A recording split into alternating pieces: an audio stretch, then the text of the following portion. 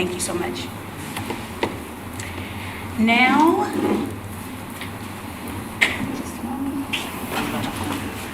do we have public comment? Yes. Mary Bolton? Do I start now? Yes. Okay. Fellow senators, at the last meeting, it was apparent that some adjunct representatives' expressions of alarm that the bylaws could possibly come to a vote without their recommendations surprised and possibly alienated you. In my time today, I'll give you some data about who your adjunct faculty colleagues are and make the argument that the Senate would be better served if we senators cultivate a holistic faculty community rather than accept the fractured culture that has been the norm. We are already a lot alike, even if we don't have the same representation or voting rights. According to California Community College's data on PCC, for 2022, the demographic makeup of adjuncts is 5% African American, 1% American Indian Alaska Native, 12% Asian, 25% Hispanic, 1% Pacific Islander, 50% white, and 2% more than one ethnicity, with 4% not reporting. 57% of us are female, less than 1% are non-binary, and 44% are male. These are close to full-time faculty demographics.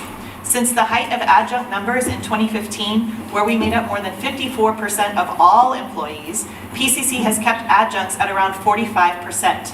In fall 2022, California Community College data listed 375 full-time faculty and 566 part-time, 60%, which has been the average across colleges since at least 2005. To reiterate, adjuncts make up 45% of the total employees at PCC and 60% of the faculty. So why maintain unequal representation and voting rights? Perhaps there is fear that if adjuncts are more intentionally brought into the whole faculty community, we will leave. Contrary to that assumption, department rehire lists show that an average of 43% of adjuncts have been here for more than 10 years, some of us 15 to 20 years. Notably, adjuncts are assigned nearly all dual enrollment courses, a valuable area for the college. Many of us teach 3 classes per semester here, the limit we are allowed under California law. I sincerely appreciate the opportunities I've had at PCC to attend workshops on how to get a full-time position, but that cannot be the only path to equity, because frankly, those positions likely will not come. The data shows that the district wants their faculty to be 60% part-time.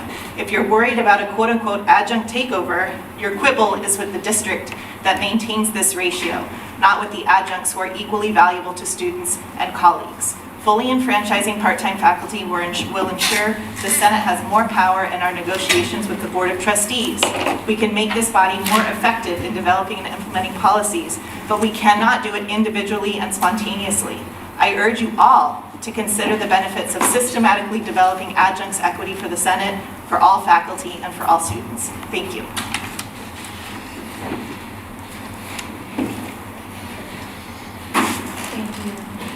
Next is Tracy Bodish. Good afternoon, senators. I want to share with you some of the email exchange I have recently with John Hanley and some of the members of the Bylaw Committee. One of the things I proposed that we, the AFI committee, propose a new definition for all faculty to include full-time faculty, part-time faculty, library full-time faculty, library part-time faculty, counseling full-time faculty, counseling part-time faculty, non-credit full-time faculty, non-credit part-time faculty. The current bylaws flagrantly discriminate against adjunct faculty.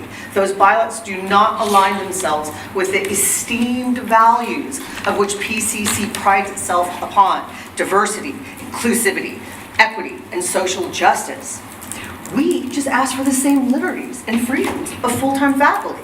We, the adjunct faculty, are equally committed to students, to our college, and the community, which is PCC.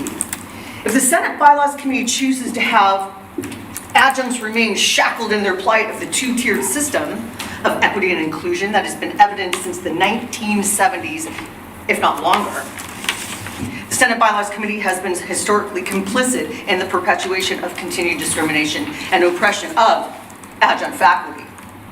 On the top of the fact, it is a violation of the California Ed Code Article 1, provisions 87482.8d, that part-time faculty should be considered to be an integral part of their departments and given rights normally afforded to full-time faculty. In another email with John, he states that the Bylaws Committee adopted rules published by the ASCCC.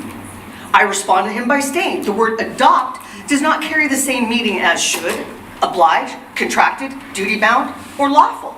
Our college is not legally bound to the recommendations from the ASCCC, but I said, if we have this archaic mindset, well, we've always done things this way, I go, with that mindset, nothing grows, nothing develops.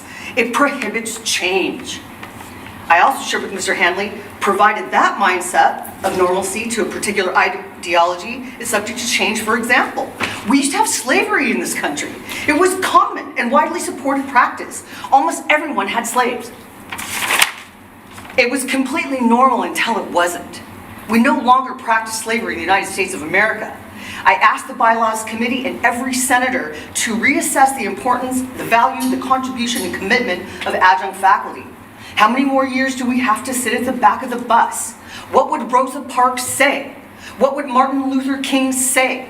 Obama ran his 2008 campaign on hope. I hope we have not forgotten the importance of his message. Thank you for your time. Thank you. Next we have Catherine Chang.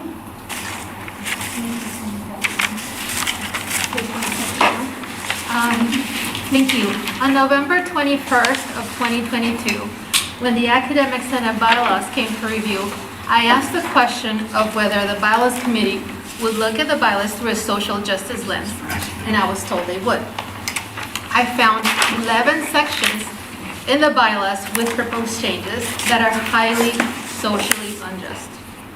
I want to encourage all senators to examine and evaluate the bylaws through a social justice lens. I've shared with you an article about social justice in our governance structures, and on the other side, a social justice lens checklist. The term social justice has several definitions, but the main idea is that in order to achieve equity for all, systems have to be set up in a way where equal rights and opportunities are set in place. Please consider the social justice checklist as you look through the bylaws document that is presented to us today. And also keep in mind that on November 7th, we senators voted to approve our Academic Senate goals, which included to acknowledge, identify, and work to close existing equity gaps among faculty at BCC, such that all faculty are valued equally and have the same rights and privileges. Instructional versus non-instructional, credit versus non-credit, and full-time versus part-time. What we have to gain by becoming socially just is unity, equity, and collegiality among faculty. And ultimately, we could achieve the bigger goal of equity for our students. Thank you. Thank you. Next we have Carolyn Corey, who is not here, so I'll read it on her behalf.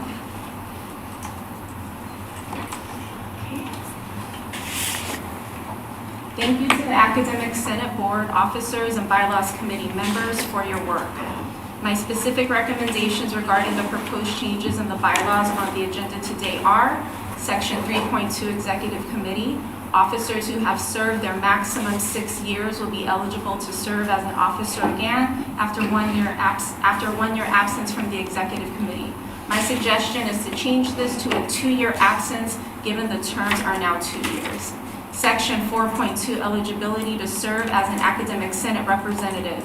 Senate board members who have served their maximum 4 years will become eligible to serve as a senator again after a 1-year absence. Again, my suggestion is to change this to after a 2-year absence. Section 4.3, alternates to the Academic Senate Board. B, terms of office. Alternate senators serve 1 year with no term limit. The alternate should be elected for a 2-year term, but keep no term limit since they can't vote. Section 4.2, eligibility to serve as an Academic Senate representative. Any tenured or 3rd or 4th year tenured track regular faculty member is eligible to serve on the Academic Senate Board. A division having only 1 representative must have a tenured representative. I'm concerned that the above may lead to difficulties for smaller divisions with only one rep. What if the tenured faculty members are unwilling or unable to serve? Someone who is 3rd or 4th year tenured track should be allowed to serve so the division has a representative. Thank you, Carolyn Corey. Okay, next is Shannon Margie. On February 21st, the Bylaws Committee, which I am a member of, met and discussed voting rights for part-timers who make up 60% of the faculty here, teach the same classes, and are required to have the same qualifications as you, our full-time colleagues. But we are disenfranchised by our school bylaws, barred from participating in voting or petitions. I was told that the reason is because the ASCCC's local handbook doesn't recommend it. So I shared my screen and read from the handbook, which does not anywhere say that part-timers shouldn't be allowed to participate in voting or petitions. It actually states that, quote, "The full-time faculty may provide for the membership and participation of part-time faculty members," end quote. I was told that, okay, while that may be true, it didn't matter because there were other reasons. For one, part-timers can't be expected to vote because they may be busy working at multiple colleges. I asked what the harm was. Sure, those who were too busy to pay attention wouldn't, but those who wanted to be involved could. Next, I was told that part-timers aren't invested. We're here for a semester or two and then gone to a full-time position. Maybe it once was like that before colleges started hiring mostly part-timers, but these days full-time positions are scarce. Being an adjunct is a career for many. I've been an adjunct here for 15 years. And of the 90 adjuncts in non-credit where I teach, 59 have been here for at least 10 years. We're very invested. Then I was told that if part-timers could vote, maybe a part-timer would vote for something and then get a full-time job elsewhere, and faculty here would be left to live with the result. But how far-fetched? This fear would only be justified if many part-timers all voted the same way and then all got full-time jobs and left en masse. Finally, I was told that full-timers just aren't ready for part-timers to vote. But I am looking at you, my full-time colleagues, and I just don't believe it. It's 2023, and especially in academia, we understand that suppressing people's right to vote is not okay. I pointed out that many other colleges regard all faculty's participation as valuable and allow them to vote, etc. Nothing terrible has happened as a result. I cited California Ed Code, which encourages colleges to let all faculty participate effectively in shared governance. I was told we had to move on. My fellow colleagues, you may not know me well, but please look at me and consider my message. This is a social justice issue, an equity issue. Please take a stand for the humanity, inclusion, and full participation of all the part-timers in your own department, whose interests you are duty-bound to represent and to vote for ultimately. All right, next is Melissa Michelson. Actually, can I pass and I'll just say what it's during the agenda item, it's better. I don't want to. Okay, we're moving on. Next is Jeff Hupp. Good afternoon. I wanted to speak today on the topic of a communication that was sent out via email in the form of a newsletter. First, I want to say I think all faculty have the right to communicate with one another, and that can happen via email, and I think that is appropriate. What I think is not appropriate is to communicate things in a confusing and potentially misleading and unproductive form. The newsletter, the email in the form of a newsletter was very confusing, and I think we have enough miscommunication and distortions of truth in our society, and we don't need to do that to each other in faculty. I think that we are all duty-bound to be standing together, united in a way where we support each other even when we disagree. But I ask all faculty to please communicate in a way that is clear and that is not confusing. Many of the topics addressed in that communication were discussed in the Senate meeting, but were not evident in that communication. That is misleading and unproductive, and it really is disrespectful to all of us. I also encourage anyone who wants to communicate to faculty that we do so in a way where we're owning our own beliefs and not shrouding it behind statements of we and false bravado in the form of a fake newsletter. Thank you.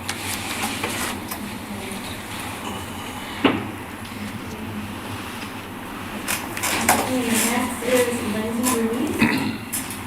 My name is Lindsay Ruiz, and I'm speaking out against the PCC faculty newsletter that was sent out by Melissa Michelson on Monday, March 20th. I find many issues not only with the content of the letter, but also its presentation. While it appeared to be legitimate and even used PCC photos, it quickly became apparent that this was not reflective of the faculty at all, but rather an intrusion upon the campus of one senator's grievances. For full transparency, a claimed value in the letter, the author and its contributors should have been named. How else are we to know who is responsible and who is being represented? That newsletter certainly did not represent me or many others I know. It was not sanctioned or approved by any campus constituency group. I'll add that faculty get Senate and campus information from their senators, which is the duty of each division Senate representative. There is no call for one senator to speak on Senate issues to the entire faculty and college.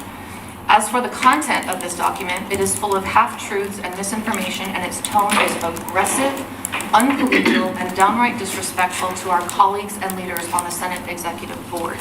They are the hardest working people I know on campus, and they are being slandered. In its simplest form, this document is bullying.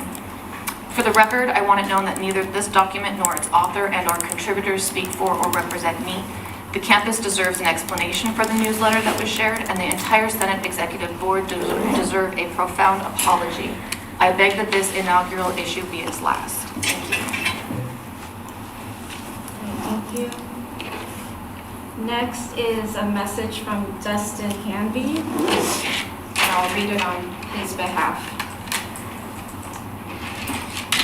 Regarding the unauthorized PCC faculty newsletter, just a quick message to support of you, Gina, and all you have done and continue to do as our Senate leader. This extends to the whole executive board. Melissa's email this morning was borderline slander and totally inappropriate. I'm glad you responded so thoughtfully and fairly to what must have been awful to read. Best, Dustin. Okay. Last statement is going to be read on behalf of the TABE Executive Board and Build Women. To whom it may concern.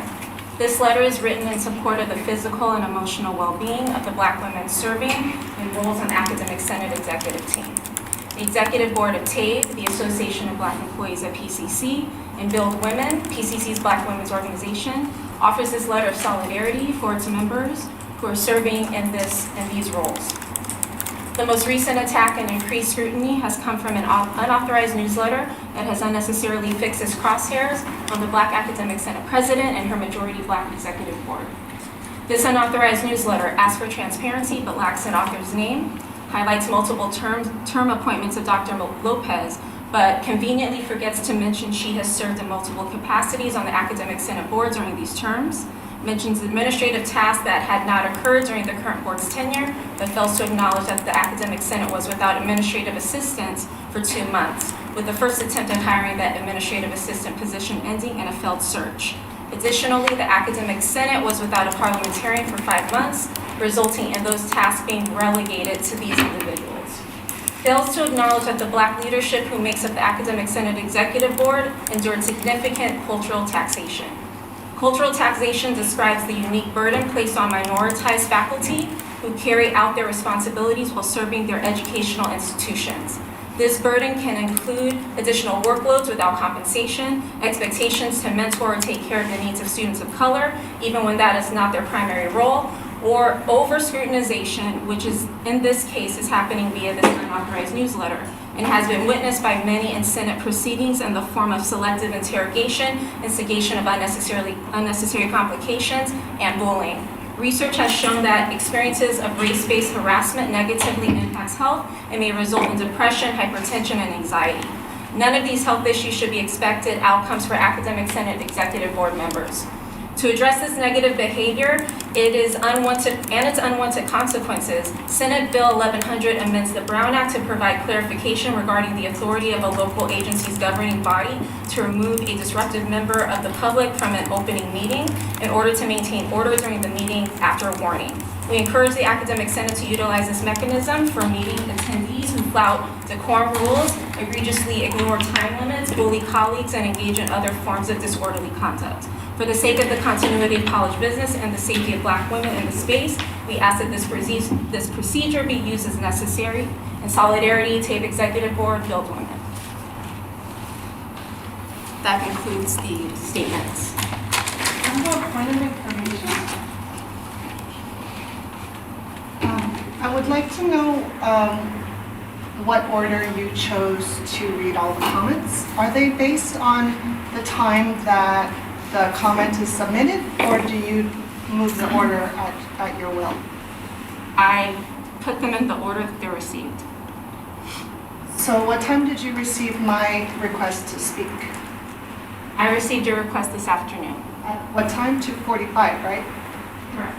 So all of those other ones were submitted. Can you confirm that they were submitted Are you between asking 2:45?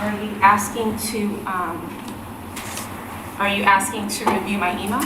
No, I'm just curious what time all those comments Please were. submit a request to review my email. Which email?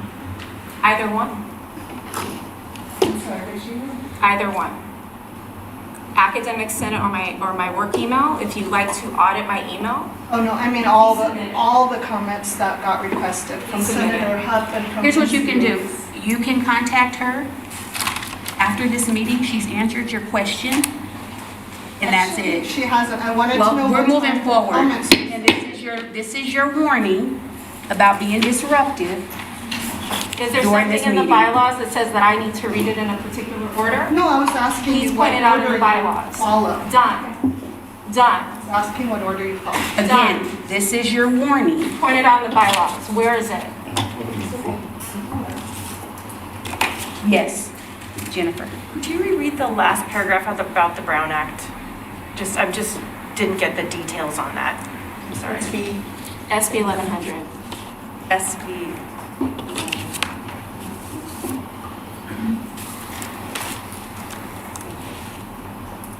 Okay, we're moving forward, and make sure no hands.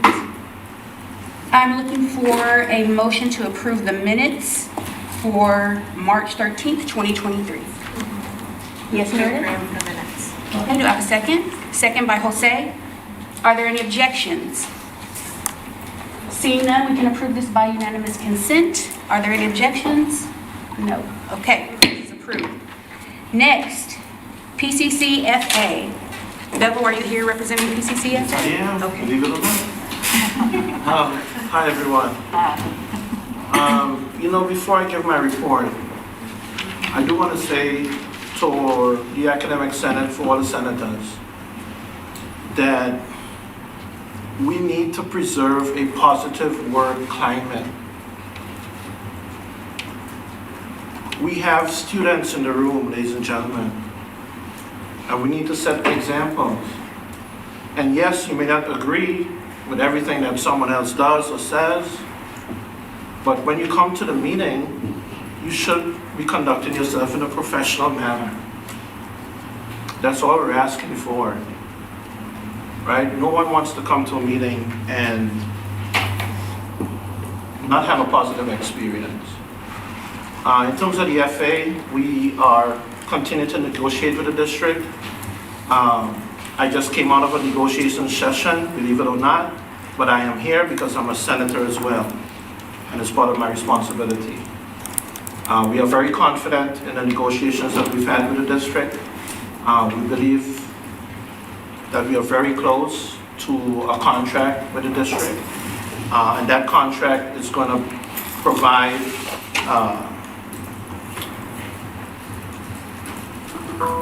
I think value for both full-time and part-time faculty. So we look forward to concluding those negotiations as soon as possible. Thank you. Okay, adjunct faculty. Good afternoon again, senators, and before I give my report, I'd like to echo my sentiments with how you opened your report, Bevel, that although sometimes we may disagree, it doesn't mean that we may have anything personal against someone because we have a disagreement. I might be in disagreement all the time with a lot of you, but it doesn't mean I don't like you. It doesn't mean I want to have a cup of coffee with you. And I think it's really important that we remind ourselves that we are working together for a common good. Good news from the AFI report. We had our first ever meet and greet last Thursday on campus in GM 103 at noon to 1. And we had pretty good turnout from not only part-time faculty, we had a member from the management team, sorry, I was meeting a lot of people that day.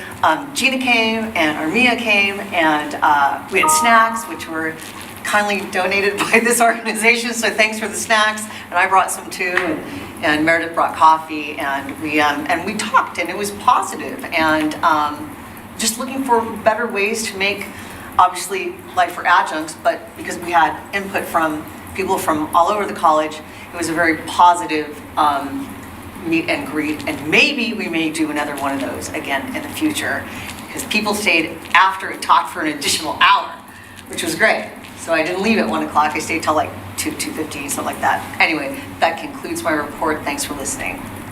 Hey, Classified Senate. No report, but I did want to thank those of you in this room who reached out to their classified or recommended people to join the classified Senate. I'm actually, I think, almost at a full Senate, so we'll see what happens there, but please keep encouraging classified in your area to join. Thank you. Associated Students. Hello. So the Associated Students Executive Board and our academic committee has reviewed the anti-racism policy, and we will be discussing the draft again at our meeting this Wednesday. Campus Activities Committee is hosting an event called Foothill and Chill on March 30th at 11 a.m. at PCC's Foothill campus. And that concludes my report. Thank you. Thank you. Okay, Management Association. Yeah. So the Management Association at the last board meeting read a letter of concern to our Board of Trustees. We sent that letter out to all the shared governance groups on campus, and if you haven't read it, it's circulating around, or I can get it to you.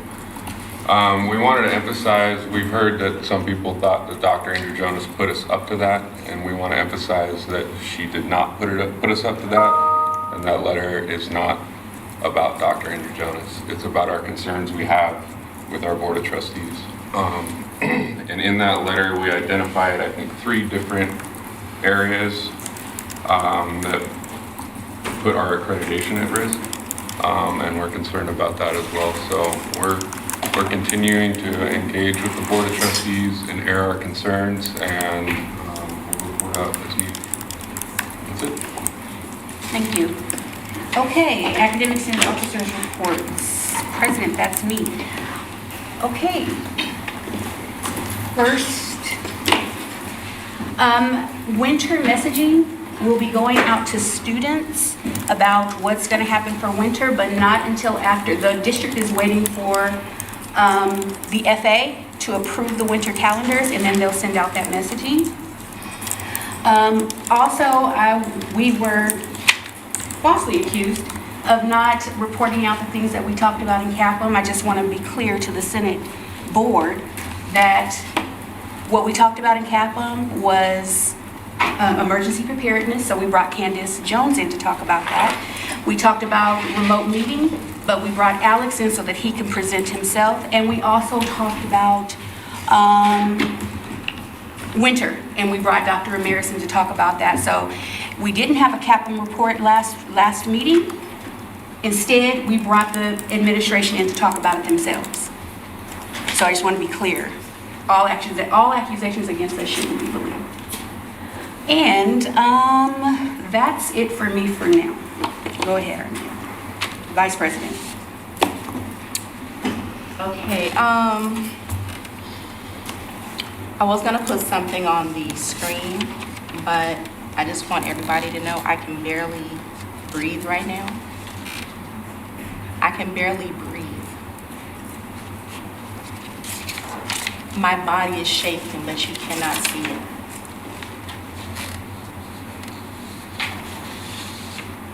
I'm a Black woman. And for some of y'all to compare your struggle for adjunct stuff to slavery, I want to vomit on this floor. How dare you?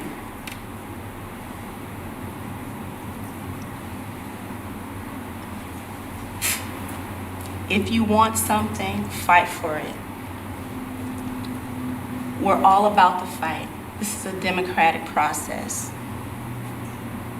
We've been more than civil, but you went too far.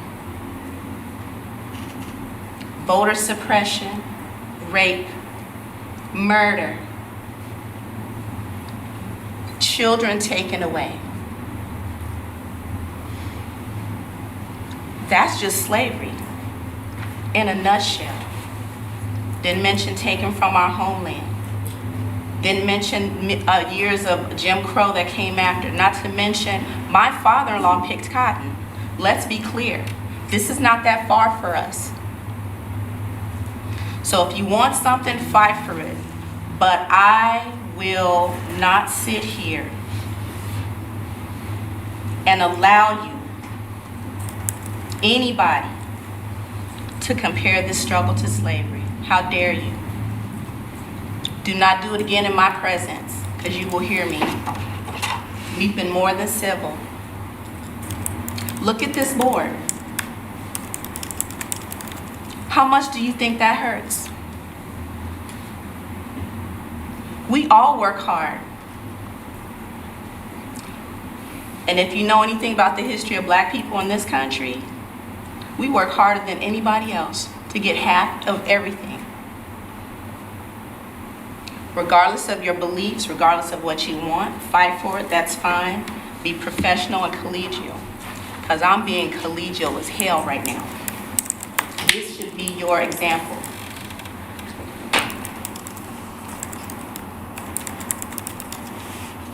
That's all. Professor Walker. Can we comment to that? No, This is her report. If you have questions, it's my report. I have a question then. If I can have a question, I won't comment. Does everybody know that I'm also Black? I don't know that that makes a difference. Okay, I think it does. Okay. I'm Black all day long. It doesn't. Every You're day. white passing. Well, you started your thing with saying that you're Okay, a Black this is, woman. let's be clear. I'm not Okay. hearing a conversation. Okay. I'm not hearing a question. Question. Again, if it's something that you want to discuss after the meeting or personally with Professor Walker, go ahead, but we're not about to sit here and argue. I just The asked last a question thing in we the need- Senate. Did they know I'm Black? They Yes, don't have we to give know. an answer. We know that you said that your father is Black. We've heard that. Can I ask a question? Sure. What's your point? So she can ask a question, but I You can't. just You asked did ask yours. a question. What's your And it's point? her report. But I asked it of the senators, Okay. Okay. You just said the executive committee. of everyone. That's the board. This is the executive committee. I That's said the of the board. senators and senators. Yes, we're going to move on because I don't know what it is, why everybody, what this is. We're supposed to be collegial. We're supposed to be the leaders of the campus. And all of this animosity and all of this garbage, trust me, it's not coming from this way. We have been more than collegial, even though we've been bad-mouthed, lied about, talked to, bullied, harassed. But we have been very collegial and tried to demonstrate leadership as faculty on campus. And here's the trick part. I keep telling you, you can come and talk to us. Nobody's made one appointment. Melissa, all this garbage that she puts out there hasn't made one appointment to talk to me personally. Even though my door is open. All of our doors are open. If you have things that you would like to talk to us about, instead of airing it all here in an argument, we are all available. Please utilize that. But this time out for this. Me personally, I'm tired of this. And if you think you could do better, you probably should have ran. Secretary's report. No report. Treasurer's report. Give me 1 second.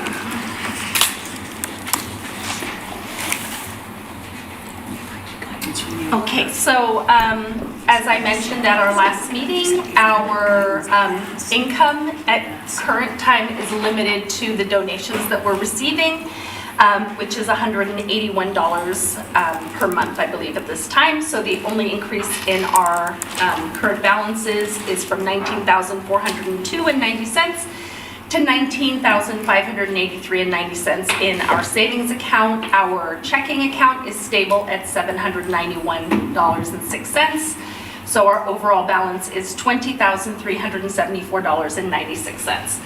I would also like to share from Peter Castro, chemistry instructor, who is the chair of the scholarship committee. We will be having our scholarship ceremony following our last board meeting on April 24th. Immediately following, so probably starting at 5:30. This is an opportunity for you all to stay and help us celebrate the accomplishments of our students, most of whom will be transferring. So please do kind of put that into your calendar now for April 24th. Thank you. This concludes my report. Okay, any questions? Yes.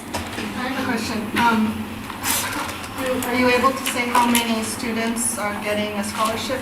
I don't have that now, but I should have it at the next meeting, so I can get that from Peter. And is there a set amount per student that the Senate gives from our treasury? I believe we have a number of different scholarships of different award amounts, and it is a separate fund than our savings and checking accounts that I'm showing here. And one last question. Last time you mentioned fundraiser. Yes. Is that still happening? It is. Sorry, we've been distracted with other business, so I will get that together before our next meeting. Okay, any other questions for the treasurer? Okay, moving on. Bylaws committee, John.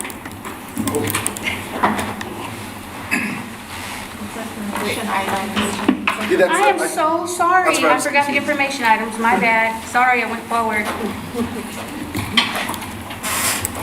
Student services update. Miriam Altunji, Dr. Miriam Altunji.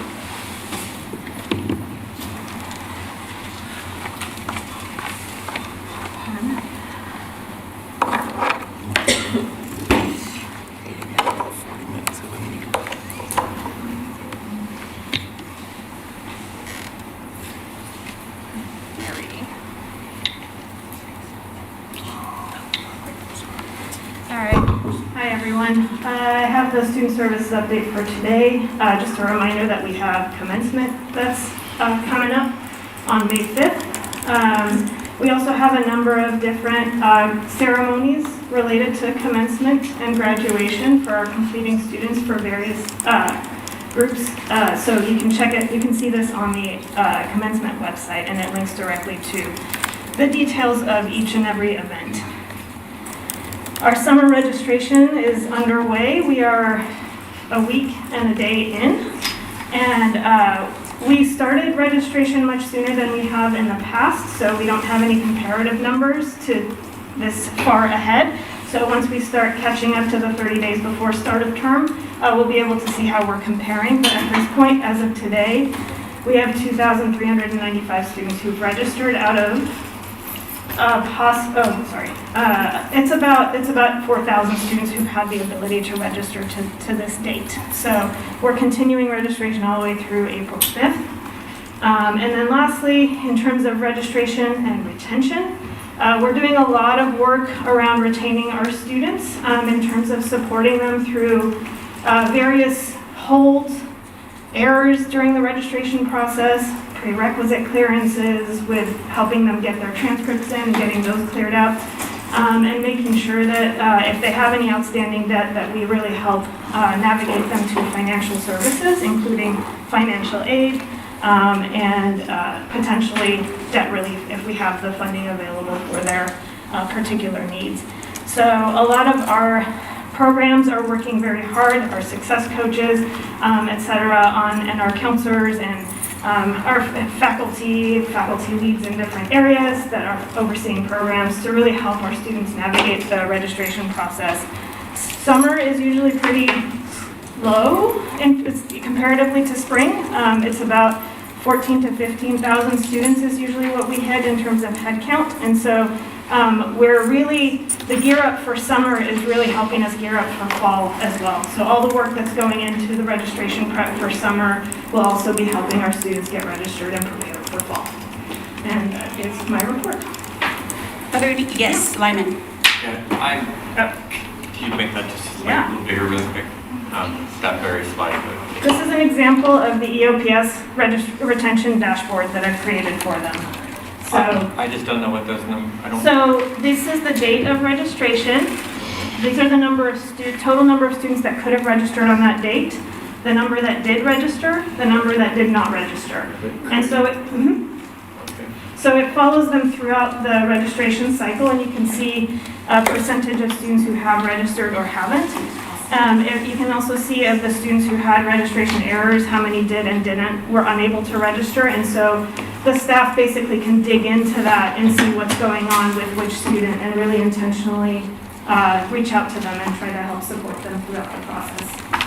I'm just trying to, how is it that we already have data from people who were supposed to be registering? Oh, it's because if they weren't matriculated and finished a step towards matriculation, they get bumped up. So this only gets updated once a day, and these things are happening all throughout the day. Okay, yeah. Yes, Melissa. When is the schedule of classes going live for the fall? I don't have that off the top of my head, but it is on our website. Was it the 15th? The 15th of April? Yeah, thank you, Jeff. But let me just show you. Sorry, ignore all these tabs. I love the desktop. Nothing to see here. But if you go to this site, under academic calendars, you can see under registration calendars, and you'll be able to see what fall and spring registration timelines look like, and the breakdown of who registers on which date. So it's all. Yes, Danielle. I have a question about fraudulent enrollment. I have been getting a bunch of emails to add my class that started today, and they're all following like an exact template. I know before you were saying to report the ones that are actually enrolled, No, but if they're please trying do, to get yes. in your class, like, do we still Yes, fill out that please form? do report those as well. You can just forward me those emails. and I'll Okay, start yeah, logging them. I added them all into one and forwarded Yes. them to you, but I didn't know No, if that's there's perfect. a different, Yeah, that's okay. perfect. Yeah, that seems to be happening. That's fun and new. Yeah, Yes. I just didn't know if there's anything on my end about rejecting someone's ad code, if there's still room in my class, like I won't have anything back If on me you- for doing yeah. that. Let's talk more specifically Sure. about your cases. But if anyone else has that situation happening, just try to forward them over to me. If you want a faster answer, email it directly to me. I'm sorry, the ticket is proving to be a little harder to get to. But I do like having a log in the ticketing system. Okay, Jose? Can she repeat what the issue was? Like, what issue were you facing? I have a 6-week class that starts today, and just as of last week, I was getting a bunch of emails from PCC emails of students that were wanting to add my class, but they're following like an exact template, like they're copying and pasting it, and they just put in their name and ID number, but everything else is verbatim. And I got like maybe about 11 of those, something like that. And so I know like these aren't real students, they're all using the word for word the same email. But I just don't want to have anything come back on me for not letting someone add my class. Yep. One thing that I have suggested when that's come up is that you offer to meet with the student. Okay. So if they're willing to meet with you over a Zoom, just be like, hey, we just need 5 minutes of your time to confirm your identity, and then you can give them an ad code. That's an in your report sort of thing. Well, in the meantime, if they are fraudulent, I'll just start flagging them in our system. But I don't need to respond to them, do I? No, I mean, if they're that blatantly, like, whatever, but if you did want to choose to just be like, hey, do a Zoom, I'm almost willing to put money on it that they're not going to respond. Okay. But it is a curiosity that I have to see, right, and I can't test that out myself, so if you're willing to do it, it might be an interesting test to see what happens. Yeah, group ad code Zoom. Righty. Okay, I'm sorry, we are out of time. So I need a motion to extend. Jeff, motion to extend. Sal, was that a second? Are there any objections to extending this for another 5 minutes? Seeing none, we can approve it by unanimous consent. There you go, Jeff. I was trying to be helpful, but I was wrong. It's not the 15th. I thought it was, I had it right here. It's the 3rd of April. Thank you. Oh, here it is. It's actually right up on the screen. As it turns out. Thank you, Jeff. So next week. Next week, yes. So the schedule comes out, and it's coming out sooner than we normally put it out. So, but registration actually kicks off on May 22nd. Yes, Melissa. I guess the reason I ask is because I don't know if it's the same across the campus, but full-time faculty haven't gotten their schedules for fall yet. Is that the same elsewhere? Health division knows. Because I'm just wondering if Have mine. you do. Okay, so it might be isolated in my department, but I think it just depends on division, so just try to reach out to your dean. Anyone else? Okay, thank you, Dr. Altonji. Okay, next we have Vice President Candace Jones with a COVID protocol update. VP Jones, you have the floor.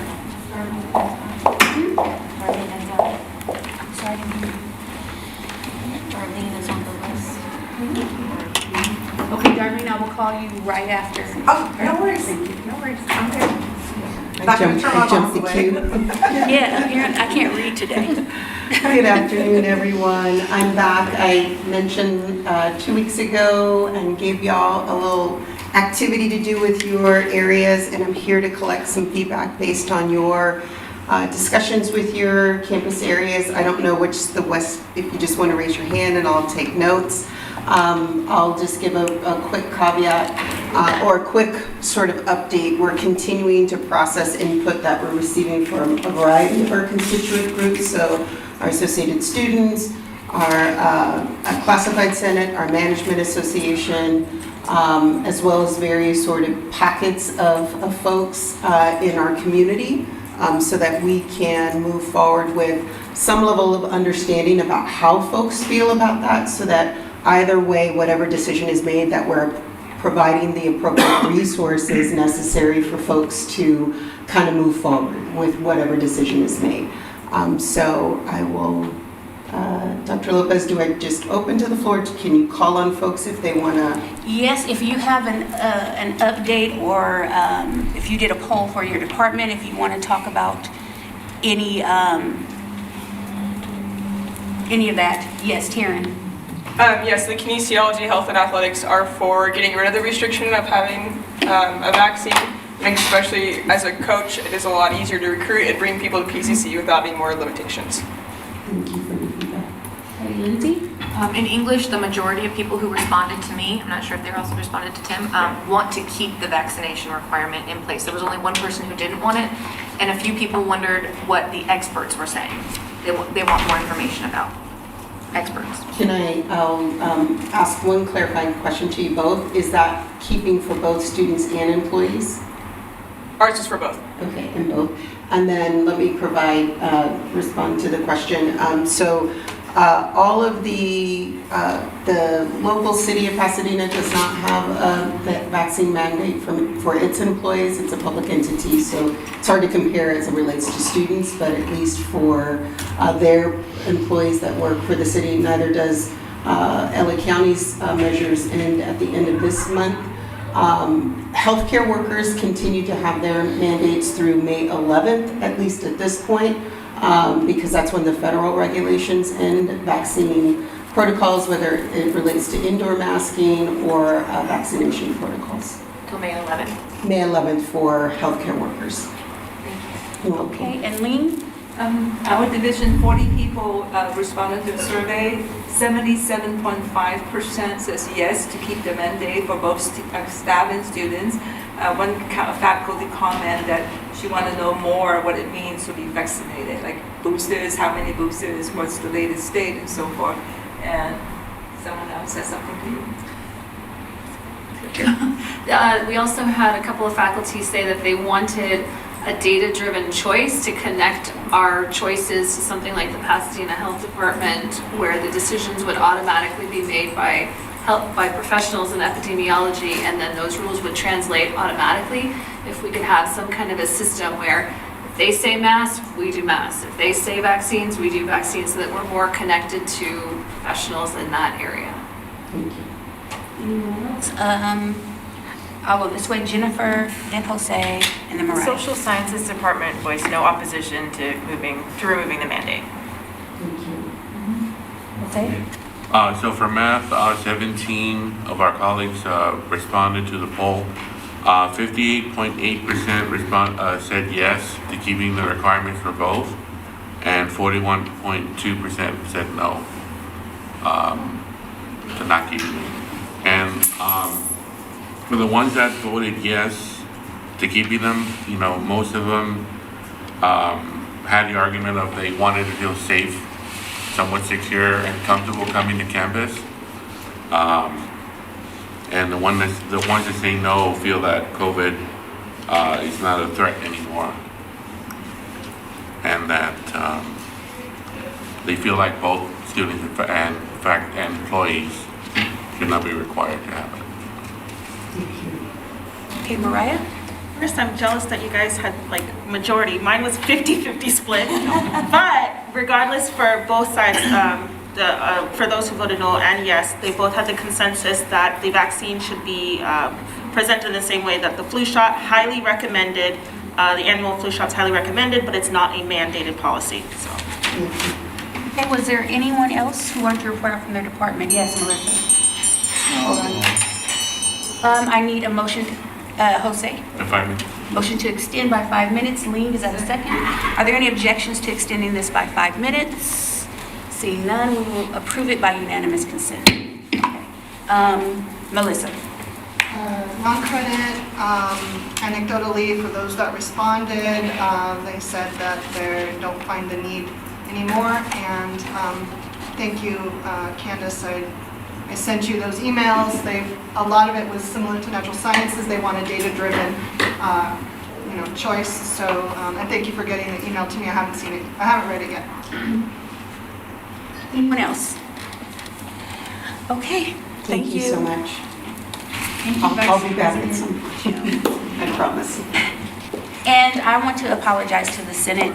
I am off my game today. I had a death in the family on Friday, and I'm still trying to deal with that. And I forgot to call Darlene. Come on, Darlene.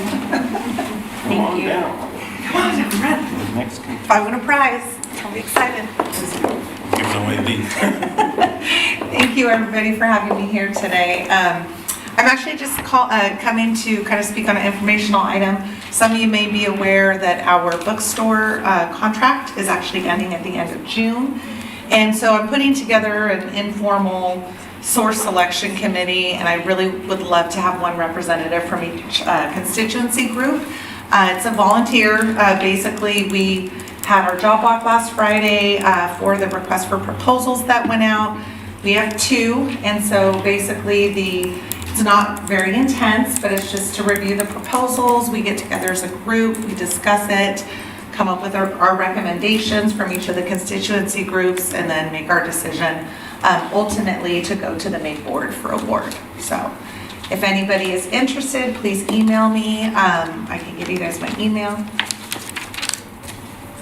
Oh, the RFP stands for a request for proposals. So basically how that works is we have kind of a general scope. It's a bookstore. So what we really do with a request for proposals is we leave it to the vendor to kind of provide us with an idea of how they would run the bookstore. So long as it obviously meets the needs that are addressed in the request for proposals, that's what that means. So if anybody is interested in volunteering, as I stated, I would love to have a faculty representative. Send me an email and I will get you guys on board. That's it. Yes, Danielle.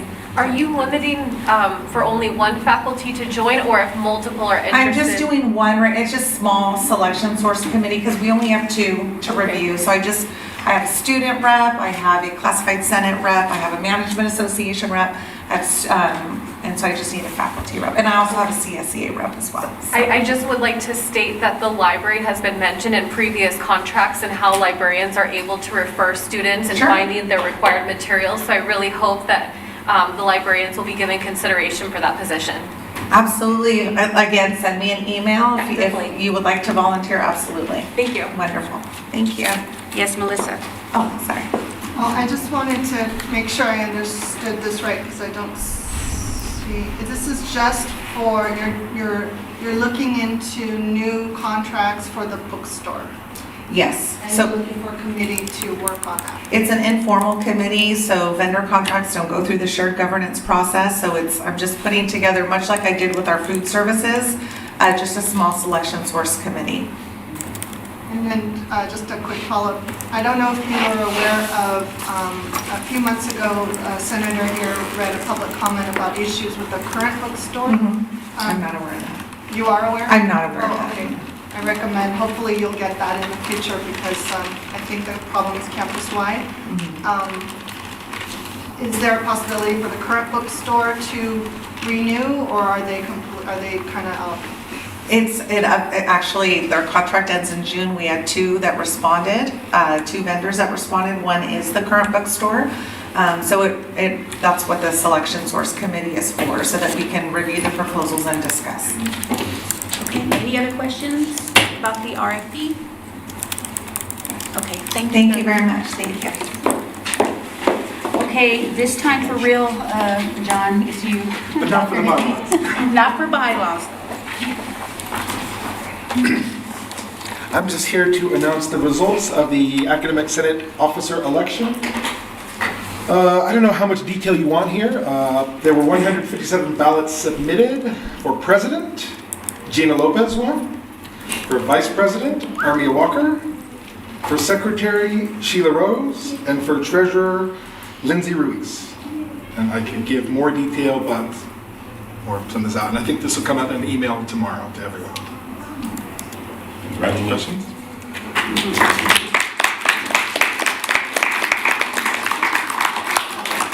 Yes. So I'm just wondering, how did you, like, the total votes was 157? So the total ballots received was 157, but Okay. not every ballot voted for every position. No, So- no, I understand. So, but I was just trying to figure out how many people voted. Okay, thank you. 157 people, well, and some of them didn't actually vote, but they submitted silly names. There's a couple of votes for Anastasia Beaverhausen, who is a pseudonym on the sitcom Will and Grace. You gotta love that. Any other questions? Yes, Melissa.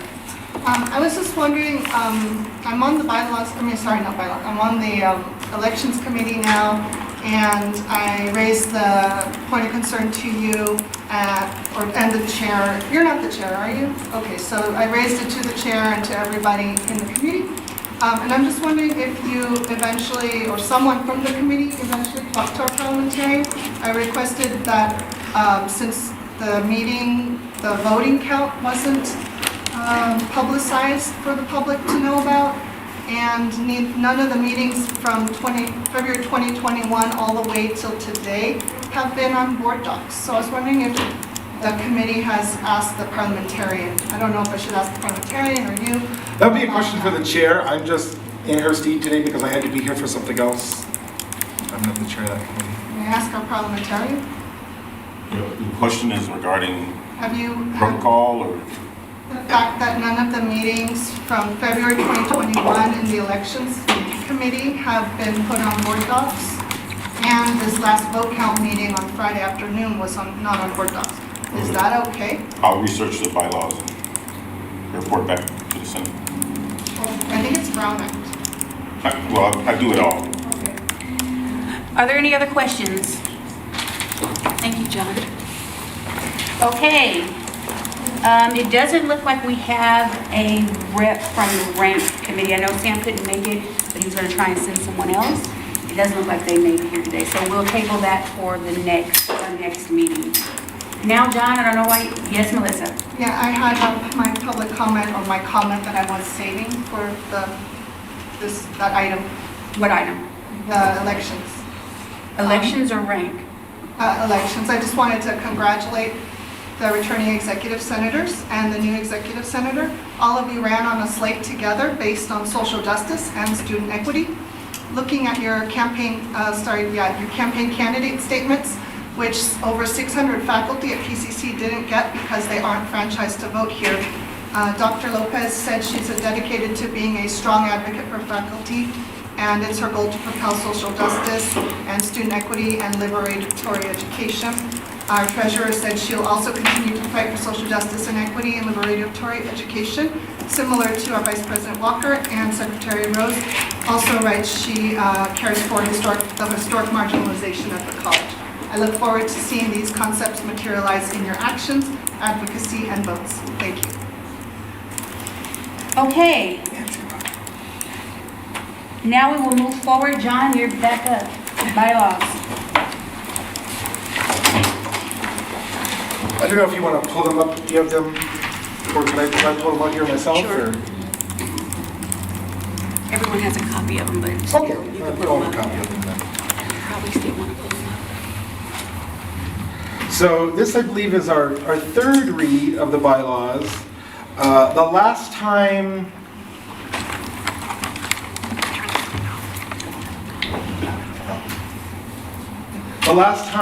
I was here, or the last time these were presented, I wasn't here the last time. I think the only thing that's changed since the last time these were presented is in section, it's easier to find it here. We added library back in, so we,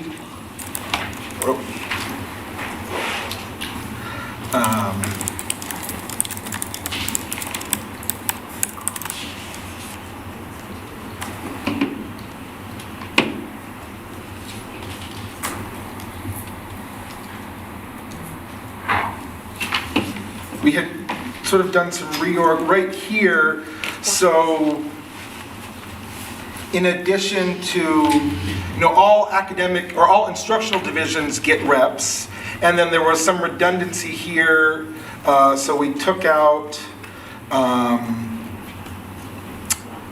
the non-credit faculty because they are an instructional division, so that's already taken care of. And then we had taken out library, but then after the last time we presented these, library faculty alerted us that that was problematic and there were reasons that they should be separate. So we put those back in.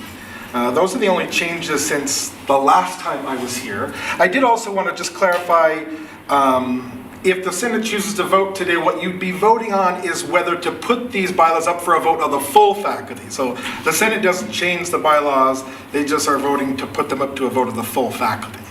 And if you don't choose to do that, I would ask that you make a motion to at least instruct the Bylaws Committee what you want us to do. In the past, we'd get, a couple faculty saying something, and I don't have a sense if that's how everyone feels, or if it's, one or two voices. So, questions? Yes, Catherine. So you said that the Senate doesn't get to change the bylaws? So the way the process works is the Senate, this body, can proposes an amendment. So that's what the Bylaws Committee kind of does the dirty work of putting this together. If the Senate wants to propose this, they can propose that the whole faculty vote to adopt this as the bylaws. But this won't become, even if the Senate votes today, this doesn't become the new bylaws. The entire faculty have to vote on that. Go ahead, Catherine. So did the Bylaws Committee look at this through a social justice lens to close or make attempts to close the equity gap between faculty? If you're talking about the issue of part-time and full-time faculty, we did discuss that on numerous occasions. Okay, and what was the outcome of that? The committee felt it best to keep the bylaws as is in that regard. And how is that equitable to part-time? Well, the committee, I think the consensus of the committee was that there are enough differences between full-time faculty and part-time faculty that it's not clear how we might sort of give part-time faculty some sort of voting rights, and we agreed we might come back to that at a later time. For instance, in my division anyway, part-time faculty might teach one class here, one class at Cypress, one class at Cerritos, and then they're off until they got their full-time job, just like I was when I was a part-timer. So it's, part-time faculty and full-time faculty are both awesome, but they are sort of different in that regard. And so for that reason and others, such for instance, you guys are all, or the full-time faculty here are required to do 5.5 hours of shared governance and are in fact paid to do it. Part-time faculty are not required to and therefore are not paid to do it. So that's another issue that the committee discussed. So I think for those reasons. Well, voting is not part of shared governance, that's just voting rights, so. Okay. Are there any other questions? Yes, Shannon? Yeah, two things. I believe when you mentioned that if we propose it in here, then it goes to a vote of the full faculty or all the faculty. I believe, isn't it actually, it only goes to the full-time faculty to vote on, right? Not. Yes, the current bylaws have to be changed by a vote of the full-time faculty. And my other point is that in that meeting where you decided the 4 full-timers and I were present at, the 4 full-timers decided to disregard all of the suggestions from the AFI faculty committee on behalf of the 600 or so part-timers that work at this college and are valuable members. I believe that it would be better to bring that to this body and let us decide whether we want to propose that and let the full-time faculty members vote on it. Seems to me would be more just than to just have 4 full-timers say no. Well, that's why the Bylaws Committee doesn't get to put this up to a full vote. We just get to propose it to the Academic Senate, and this body decides whether they want to put it up for a vote or send it back or make changes. But it hasn't been proposed to the Academic Senate. I'm not a member of this Senate. I don't get to propose anything in this body. Well, we could have. At that meeting, if we had agreed jointly to bring it to this body, then at that time, we could have had discussion on it, and we could have voted on whether we want to send it out to all full-timers or not. But as it is, you guys never got that chance because it was killed in committee. Okay. What I can say to that is, I think everybody on here, on this Academic Senate board and across campus have the ability to get on the Bylaws Committee so that they can serve. And that's the committee is there to do this work so that we don't have to do it here. But they can't move it forward without the say of this body. So I understand what you're saying. I just don't know that it would be practical. That's what committees, that's why there's subcommittees of the Academic Senate, because we can't do everything in the 2 hours that we're here. I feel like the people here, they may not be very acquainted with what the issues are of part-timers.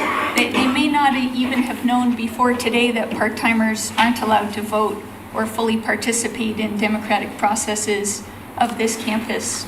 So I would really like to ask you guys whether you would support democratically here deciding whether to bring it forward to all faculty.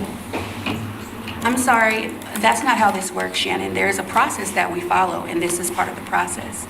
So unfortunately, we cannot do that, and I just talked to our parliamentarian to double check. That's not part of the process, to just jump in and overrule what the subcommittee already went, the work that they've already put in. Yes, Melissa? I have a few questions about the draft, and thank you to the Bylaws Committee. I've been on the Bylaws Committee for years. I know it takes a while to draft things, to hear what happened in the Senate, what the discussion was, what the concerns are of the senators, because as you're saying, it's not the Bylaws Committee purview to, pass something, it's ours. So you guys have created a document, and it's for us to approve or change. So thank you for that work. I just have a few questions. Now, last time you weren't here, but Dr. Lopez was doing the presentation, and I brought up a bunch of concerns. I think other faculty have too. But I don't see them at all in the bylaws.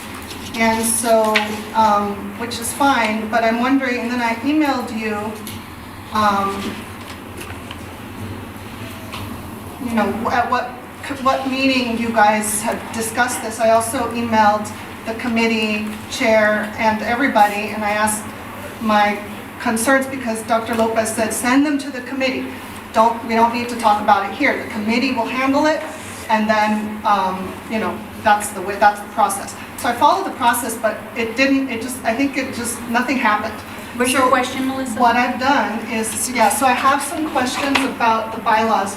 I put them here for the senators because sending them in an email just didn't seem to take. So I want to make sure you get a copy of this as well. Can you get that all the way over there? Yeah, if you have stuff to distribute, this is not that's not a forum for that. It's not a presentation. So if you have a question for him, you I'm can. not able to present my questions, so I put Yeah, you can Melissa. ask him. I've already called you out of order once. I don't want to have you removed. This is out of order. Well, I'd like to go over my You questions. just ask him the question. Okay. Well, I thought it would be easy if we had it in front of them. Well, he doesn't Yes, need Lyman. 20 copies. Motion to extend? That's what we need. Thank you, Lyman. Do I have a second? Yes, Margaret, thank you. Any objections? Okay, then we can approve this by unanimous consent. Thank you. So these aren't really questions, but they're suggestions for changes. They're on page 2. How many honorary members are there? Who are they? What are their rights and duties? I'm not sure if we have those as members.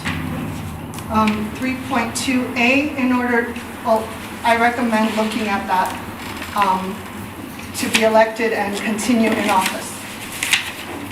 3.2D, when it says shall review such actions, what exactly does review mean? Maybe you could go deeper into that for clarity. Page 3, Article 4, you mentioned in the bylaws it says student support, but I'm wondering, and then there's a chart here. Student support, is that the dean where it's vacant? Or does that mean student services? I think that should be more clear. Page 4, I recommend wherever it says instructional divisions in the bylaws, because currently in the chart, it refers to academic divisions. So I wonder if you want to firm that up so it's clear that it's not instructional divisions anymore, but they're called academic divisions. I also recommend keeping the library, non-credit, and counseling listed out there. The library was, I also made it clear that for non-credit, we want to be listed. The library and BAMS have been subsumed. English, languages, and ESL have been subsumed, meaning the combined. And so I'm not sure why the library got extracted again from the subsumption, that's a noun. So that's great, and so I would also recommend doing the same and making sure counseling is intact, library, and non-credit. On page 4, 4.3, there's some contradictory language. Part A and B contradict each other about the term limits. So same as regular senators, it says for alternates it should be the same as regular senators with no term limit, but according to another section of the bylaws, it's suggesting senators should have term limits, so that could be cleaned up. Also, alternates per division. I'm wondering how many per senator, what about part-time? Page 6, 5.2A makes reference to the coordinating council. Does that mean college council?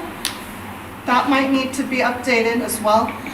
Page 7 refers to term limits for, actually it doesn't refer to term limits for chairs, but in the sake of equality and equity throughout the bylaws, if we're talking about putting term limits for senators and for executive senators, which is rather new, then I would suggest also our chairs get term limits. The last 2 points would be just to add the word rules in front of amendment in 2 places in paragraph 8.3 on page 9, because it's unclear if it's which kind of amendment. Since you're talking about rules amendments, just add that word in there. And then finally, on page 11, there's no mention anywhere about the immediate past president. There used to be in the bylaws. So now on page 11, that's kind of lingering in the back. So I was wondering if you wanted to just double check and go through it, that that's consistent.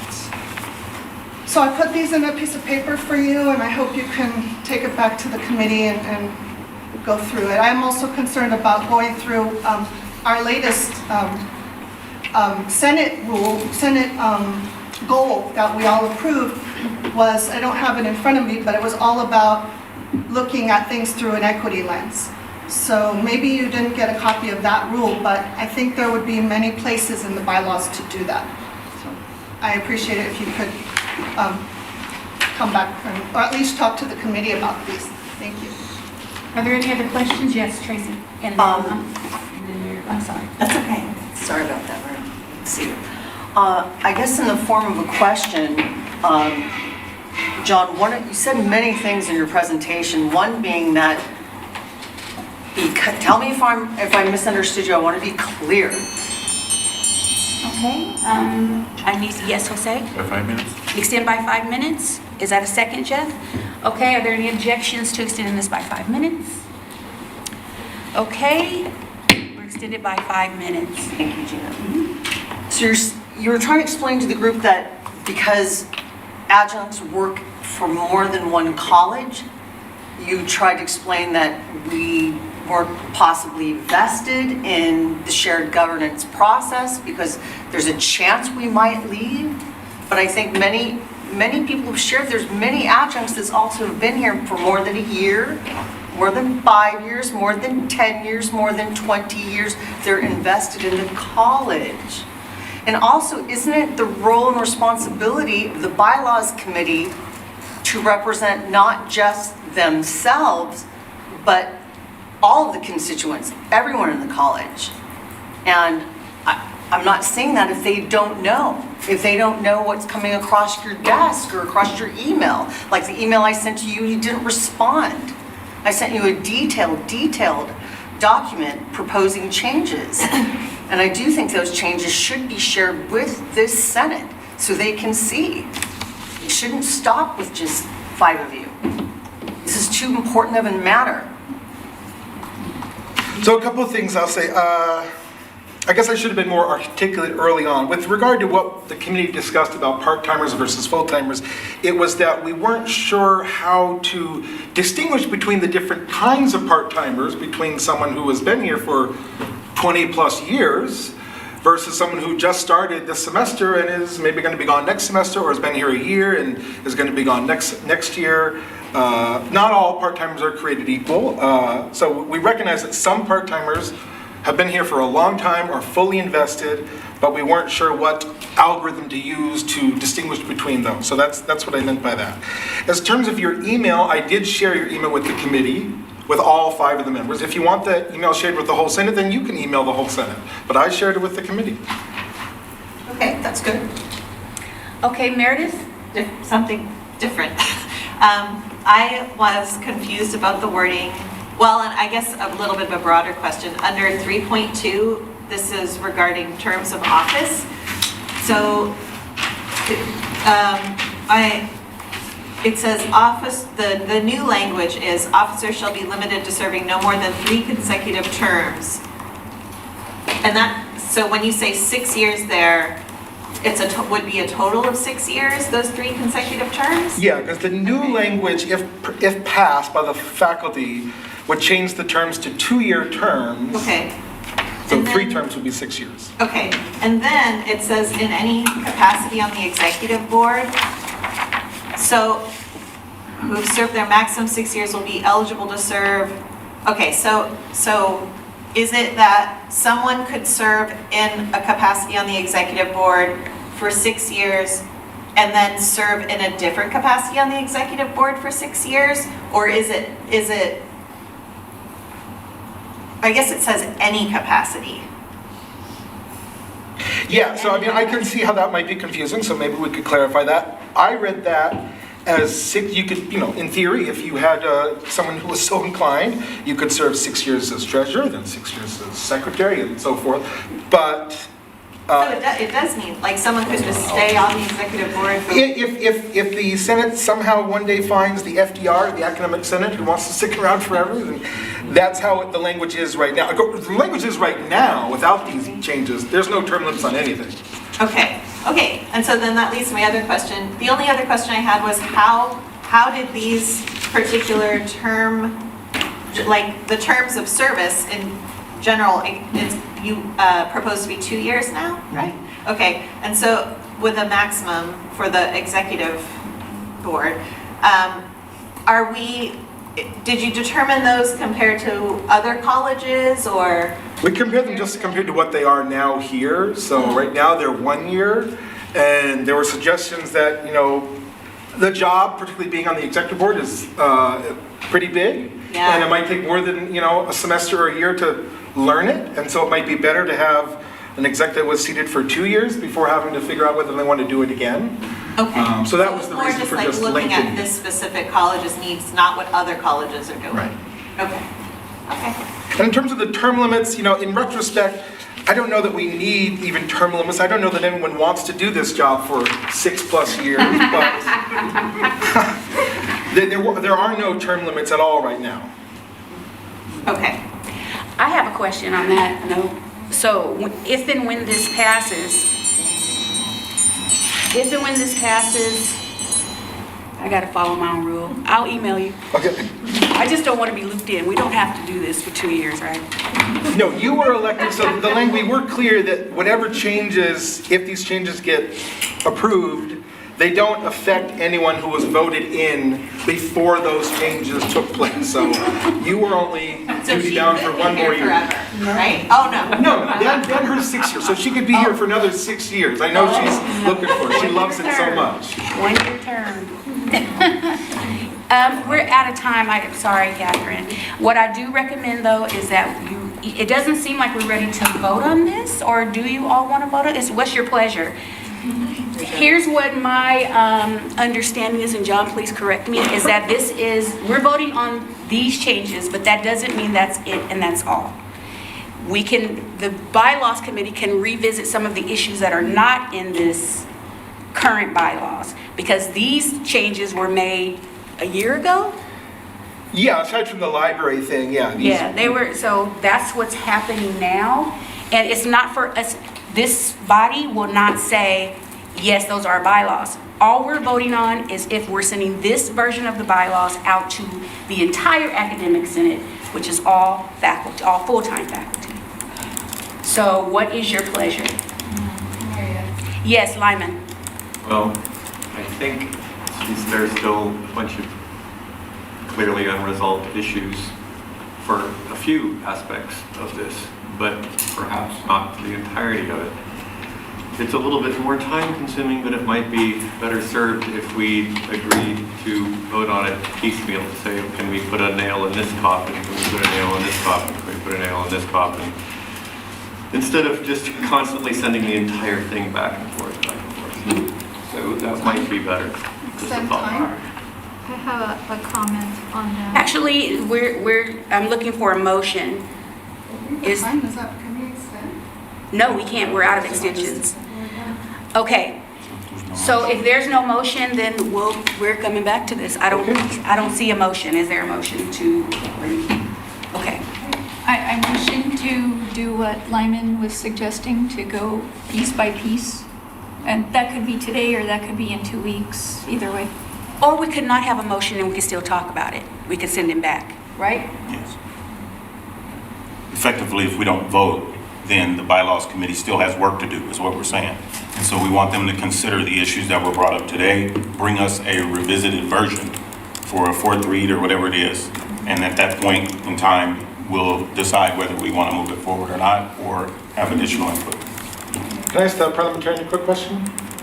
Would it be appropriate for the bylaws committee to send, say, a survey to just the academic senate on these issues to see, yeah, yes, everyone thinks we need to change this, so we changed, or 3 people say change this, everyone else says leave it. I don't want to go back to my committee and say, well, a couple of people said this, but I don't know what the body thinks. Yes, you could poll, as the committee, right? It's your duty to poll and keep the pulse of the Senate, right? The Senate board, so you could do that, right? To gather and garner, what's supported, what isn't, so that you can do your due diligence and bring a body of work that potentially is going to get approved. Because that's your ultimate goal, is to bring us a body of work that the Senate can improve. So if polling or, emailing or taking suggestions or having an email where they can send suggestions gets us to that end, then it is appropriate. We'll do that. You're also a subcommittee of this body, so it would be appropriate to do that. Okay. I think that's a great idea. I'd also like to recommend, if it seems logical to you guys, that we also send out a poll to all faculty that way and ask people what their department is and whether they're part-time or full-time. That way we can get the data department by department, how faculty feel about these issues, and that can inform how we act so that we can represent our I'm sorry, Shannon. constituents. Actually, it starts here. We're not sending it out to the larger academic senate board until this body has made a decision. I just mean informally so that we know how to proceed, so that we don't. That's why you take things back to your divisions, your departments, and that's how we do that. Because each senator here is supposed to represent their own department. If you all represent the adjuncts, you can poll adjuncts, just like Jeff could poll counseling. Let's see, Tara could poll kinesiology. That's the role of the senator. I was just trying to make it easier. If like one poll was sent out, then everybody wouldn't have to do it. But however is the best is fine. Yes, we're out of time, so we do need to move on. Thank you. Okay, next we have Dr. Rose and Dr. Altunji on AP 5075.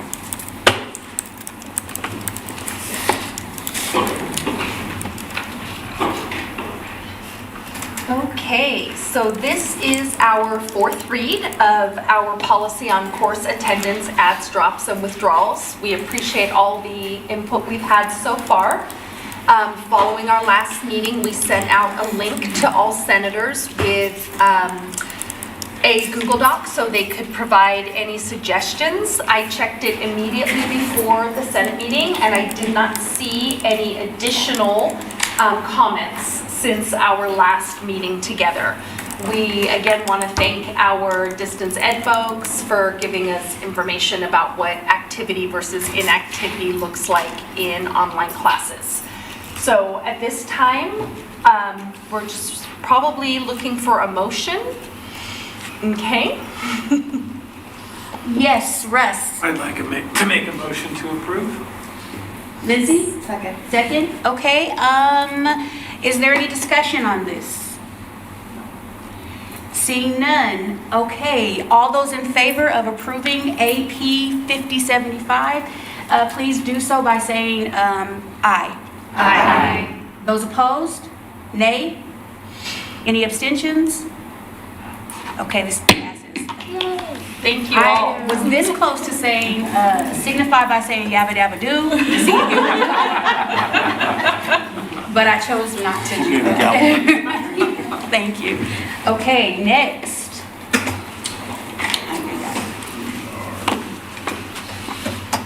I'm sorry, my computer died.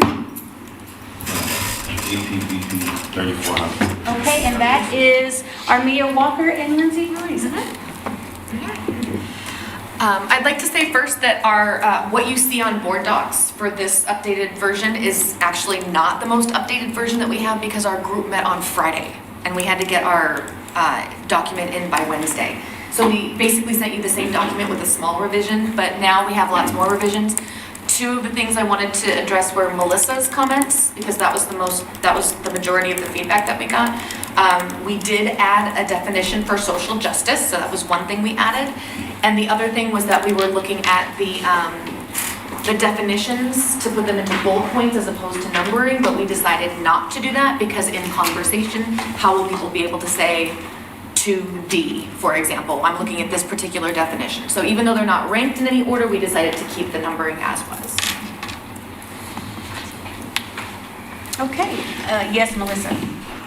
So I looked at what's on board docs, and what you're saying is what's up there is different from what's on board docs. This is probably the same one that's on board docs. This is it. Yeah, but I'm saying we're still working on it. And so there are changes that we've made since this came up. And so that's why I was telling you in person, verbally. Oh, so we can't vote on this today, it's in process. Oh, thank We're you. still hearing back from lots of different constituency groups. Yeah, we were hoping to get feedback from you all. And then when we come back again, that will be the final version on our end. Yeah. Well, Yes, Melissa. Procedurally, well, two things. I looked for the definition of social justice. Can you direct me to the page or just tell me? You want me to read it for you? I can look at it, but sure, you could read it. Because I don't have the document ready to share with people. We're still working on that. But It's not on No, the it's not one. here. Yeah. It will be next time though, I promise that. Okay, thank you. And then also, I know you're taking it to other constituency groups. How is that, just procedurally, how does that work? You come here, we give you feedback, you go to the, I think you were at College Council, you brought it there, and they gave you feedback? College Council, Classified Senate, Associated Students. Classified Senate. Yeah, Classified Senate, us. And then, how do we, when does it all stop, and when do we vote, and then they vote? Is that what's gonna happen? They vote, we all vote, and then it That's the next votes? step, yeah. Thank you. Yes. Hi, I kind of just wanted to reiterate some topics that we discussed. I shared this with my committee, which is the academic committee. And one thing that we were kind of hoping to get some clarification on was on the rubric questions, one of them mentions like is this policy student-centered? And so I'm kind of just wondering like what the threshold is, or if we can, So we added a little bit. Okay. That was one of the changes that we actually did make. So instead of coming up with a definition for student-centered, we added a few clarifying questions. So we included, does it include student-friendly language and outcomes? And does it focus first on the student's needs, well-being, and success? Okay, and would it be possible to include like maybe something about including students' opinions or including students' voices? Because we often feel like associated students or just students in general aren't like inquired about a lot of things, and we often feel left out or voiceless. So if that's something that could be added, that'd be appreciated. And then just something else that I wanted to ask about was how could this affect curriculum, and just like also, I mean, for me, it's like alarming that 50% of our student body is Latino, yet we continue to be like the lowest to transfer or the lowest to have like academic success rates. And so we kind of just want to see how this could equal to greater social justice on campus and curriculum in general. So there are a couple things to answer your question. If you look at K, it does say that this policy amplify the voices of marginalized students. If you would like us to change that to all students, because all students aren't necessarily marginalized, what would you, is that what you're saying? No, I think it's important to highlight marginalized students. And then as far as curriculum, we, if you look at M, does this policy help to inform the development of liberatory outcomes? Now, liberatory outcomes, traditional outcomes measure like what a student is learning in the class, right? And so we're hoping that curriculum will be, through this policy, will have to include something that amplifies marginalized student voices, that amplifies like what you said about Latinx students. Hold on. Jeff? Please extend by 5 minutes. Motion. Motion to extend. I see Margaret first, so second by Margaret. Are there any objections to extending this by 5? This is our last extension, I think. This is our first one, I'm sorry. Anyone opposed to extending this by 5 minutes? Okay, then we were approved by unanimous consent. So, yes, so we're hoping that this policy would help shape curriculum, much like the work that Dr. Rose is doing, making sure everything is seen through a student lens. We may be having to filter some curriculum through this policy as well. To your point, yes, we feel that's important as well, and that's what we're hoping. So thank you for that We also comment. do have, up above, I forget which number it is, but the policy talks about professional development of faculty. And I think that's a piece of it too, is developing curriculum that is in line with this document. We also have Suzanne Iwaniki, who is on our committee, who is looking at a liberatory education center on campus. And that, the point of that is to I think, for curriculum. It's for professional development. It's for staff to interact with students, to get feedback. That's one of the goals that we have. Okay, any other comments or questions? Okay, so this is just for an update. We'll be voting on this hopefully in 2 weeks.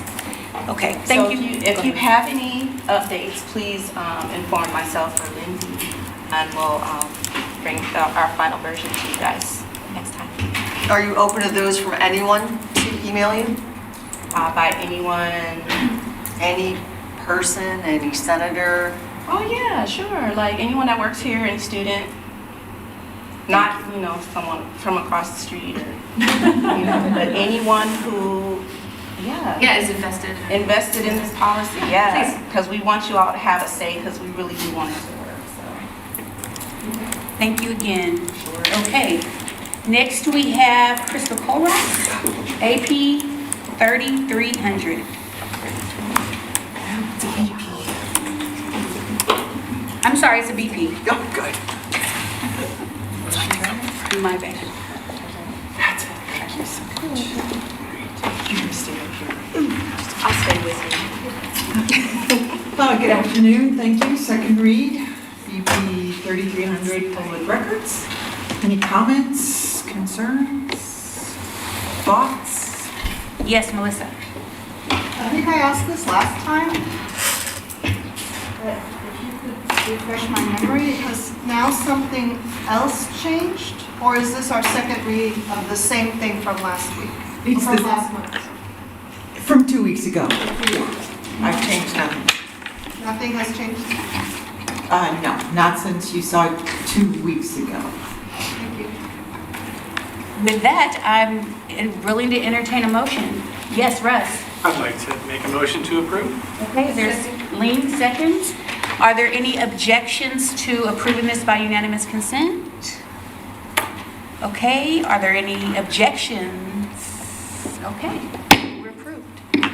Thank you. Okay, next we have Crystal Koros. No. BP 7410, location of district workshops.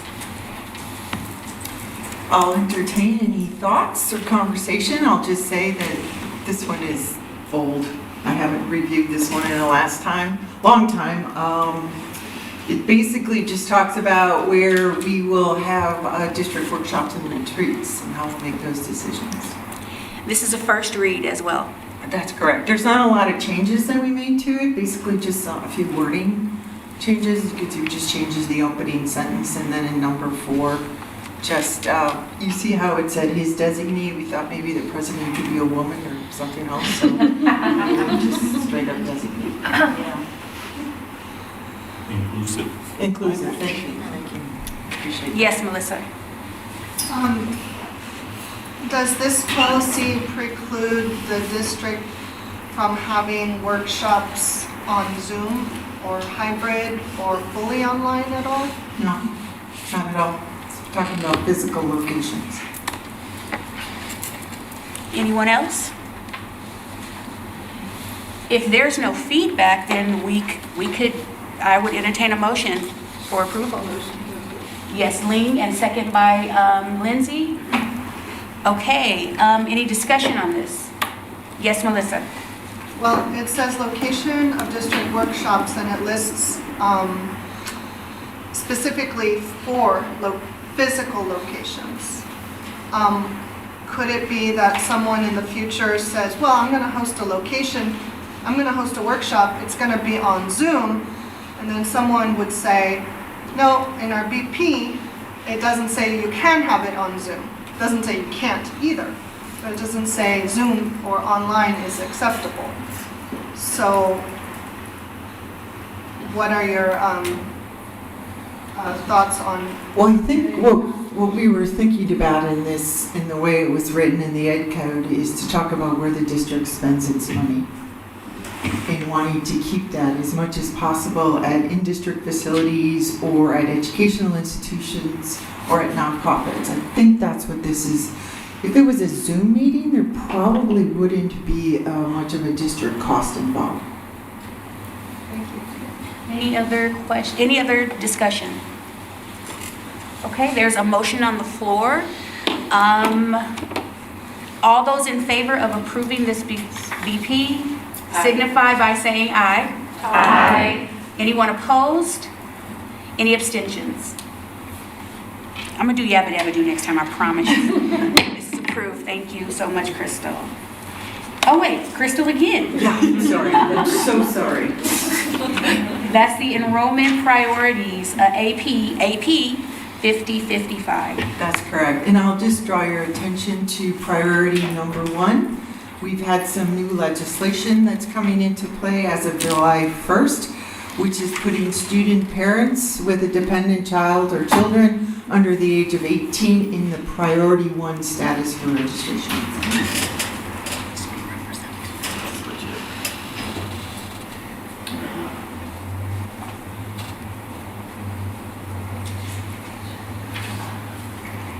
I'm sorry. Again, yes. I move to approve. Move to approve. Is that a second? Okay. Is there any discussion? Melissa? I'd like to bring this to my department because this is about students enrolling. And I'd like to see what they have to say, unless you tell me that this AP 5055 has nothing to do with non-credit students, then I don't want to take it to my department. Does it apply to non-credit students? It's credit. It's mostly credit. There isn't really, our non-credit students have the priority of non-credit. It's only until they come to credit that this takes into effect. Does that answer your question? Yes. Okay. Are there, yes, Tracy? I'm not an administrator, so I don't know everything about everything on campus, but thinking about our student athletes, is there something in here that covers them? Just want to make sure that They're priority 2, I think, or 3. They're in the most. 4. Yeah. 4? Mm-hmm. Yeah, 4. So they go on the 4th or 5th day. Thank you for that, because I couldn't see it, and I just wanted to speak on it. Yes, Catherine? I just want to make sure, this is just up for review, there's no changes since the last time it came to the Academic Senate? Yeah, thank you for that. Actually, President Lopez brought that up to me. You guys just saw this in 2021, but as I said, there's new legislation that just came into play that's in Ed Code that's going into effect on July 1, which moves student parents into priority 1. Okay. Lyman, did that answer your question, Catherine? Go ahead, Lyman. That ed code specifically says student parents, not people who are responsible for others. They have to literally be parents of the. I mean, I'm not saying what the ed code is, I'm saying is that what the ed code is? Thank God Dr. Altunji is here. Speaking of people who know everything. It's defined as student parents. It's a guardian who is responsible for a child under the age of 18. That was the word I was looking for, guardian. Thank you. Yeah. We could adjust that if you'd like. I could say student parents or guardians. Would that be preferable? Yes. No. Yeah? I'm happy to do that. Let's do it. Thanks, Mary. Yeah. Crystal, or Go ahead. President, and then Crystal. Sure. Would the guardians include people that might be fostering children? Yes. Okay, I just want to make that delineation. Thank you. They would be a guardian. Great. Okay, so I'm going to ask I think it's Lee, you made the initial. I'm going to ask that maybe you make the initial. I'm sorry, Lindsay. Maybe to amend your motion to include Guardian, the language of yes. guardianship. Okay. So can you repeat it again? So I move to change, I want To approve this. to approve this document with the change that was discussed about guardians. Okay, and is the second, third? Fine, thank you. Okay. Okay. Are we done with discussion? Awesome. Okay, here we go. Those in favor signify by saying yabba dabba do. Okay, is there anyone who is opposed? Say nay. Okay, Abstaining. abstentions, one abstention. Okay, this is approved. Thank you. Thank you all very, very much. Appreciate your help today. Appreciate it. Okie dokie. So next, we have our subcommittee. I'm going to ask, well, no. Subcommittees. We only have one person on the subcommittee. I need a motion to approve this person for that subcommittee, which is Lena. Yes, Melissa? Okay, is there a second? Danielle's a second. Are there any any objections to approving this by unanimous consent? Seeing none, it's approved by unanimous consent. Congratulations, Lena. Okay, and now we have our hiring committee. Professor Walker, you have the floor. May I ask you a question? Yes. What does, in parentheses, see public comment mean? That's something that board docs, I don't know. That's my short answer. I don't know, but it's just, I guess it's, I don't know, what does that mean for board docs? See public content. Oh, thank you. I saw the same thing. Okay. Professor Walker.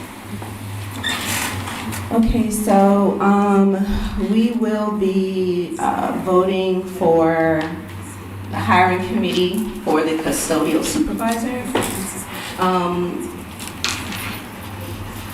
Typically, well, in the past, we've been using the poll everywhere, so I ask that you take out your computers or phones. Yes. Can I be withdrawn from that? Because I have a doctor's appointment tomorrow, and they have their initial meeting tomorrow. And I can't go to it, so. Well, then we don't need a vote. Hallelujah. Thank you. Made it easy. I wanted to be that member, but. Okay, in that case, I'm looking for a motion to approve the two people who are interested in. Rhonda Williams and Jacob Tucker. Thank you. Shannon? Yes, I move to approve. Okay, do I have a second? Yes, Jose? Yes, Jose? Second? Okay. Is there any discussion on this? Okay, seeing none, we can approve this by unanimous consent if there are no objections. Are there any objections? Seeing none, this is approved by unanimous consent. Ooh, that was easy. Yay. Okay, proposed future agenda items. Okay, then we'll move right along. Announcements?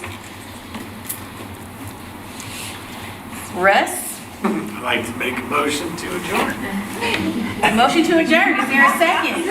Okay, Linda's a second. Any objections? Okay, we are adjourned. Thank you.